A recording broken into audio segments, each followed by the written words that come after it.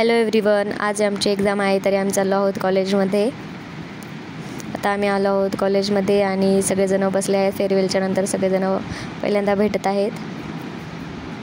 सगळ्यांची study preparation आणि सगळेजणांची धावपळ चालू आहे इथे।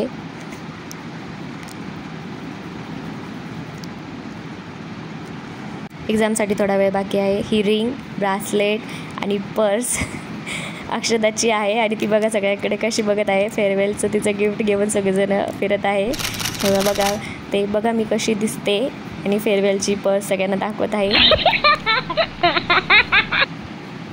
आता फायनली आमचा पेपर झाला आहे आणि आम्ही सगळेजण जेवायला बसलो आहोत।